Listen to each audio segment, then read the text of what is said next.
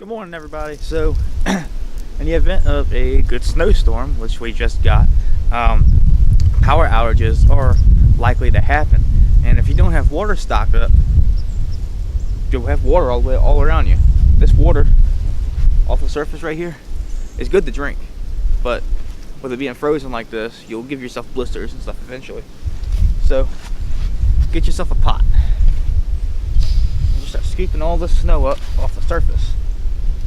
Just the surface, not the stuff close to the ground, just the surface stuff. When collecting snow, only remember to use the top surface of it.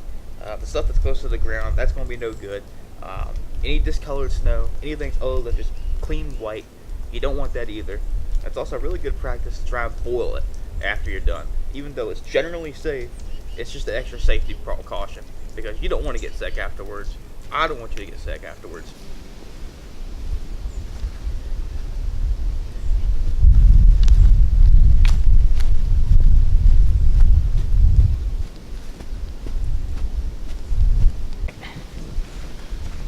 So I've got it packed in there pretty good. Now what we can see is that it's pretty much full. This is an 8-gallon pot. Now, if your power's out, how are you gonna heat that up? Well, if it's warm enough inside, you can just bring it inside. It'll thaw eventually. The other thing you can do is start a fire. Obviously, you do not want to start a fire in your house. If you have a wood stove, just stick the pot on top of your wood stove and it'll melt. But if you have an electric stove, because you're lame, you're probably going to have to go outside and start a fire.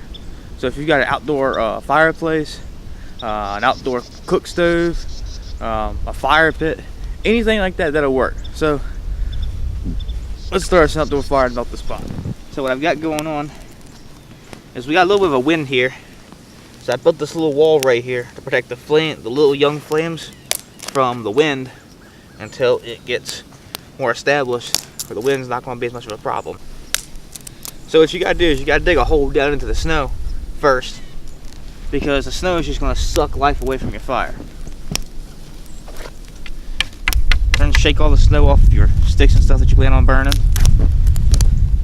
Make sure to get good and dry wood that's been off the ground. Alright, so what I've done here is I have made a wall all the way around it.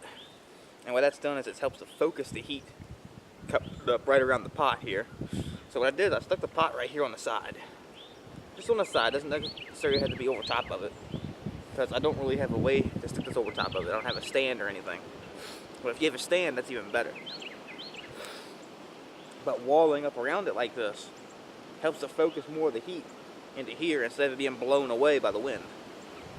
So really, if this was about this tall and you had a hole underneath it, you'd actually have a very good way of focusing that heat on the pot. Alright, so it's been about, I don't know, it's a few hours. I lost track. I was plowing snow. You can see it's melted down quite a bit. You got a random leaf or two in there. I put some sticks under it, so I got like a little mini platform going on here. Our wall finally melted. But really, this is the best way to get water if you don't have any means of getting it. Use the snow, just melt it. If you want to be extra safe, you can boil it.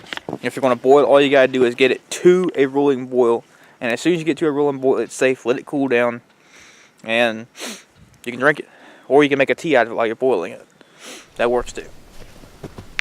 Alright, so it's pretty much done, really. We still got a little bit of slushy up in here, but that'll melt up in no time. So, really, this is the best way to collect water if you don't have any water available and you don't have a wood stove because you're lame. Just kidding. There's cool people with electric stoves, but a wood stove would make you a hell of a lot cooler. I'll see y'all in my next video. Stay warm.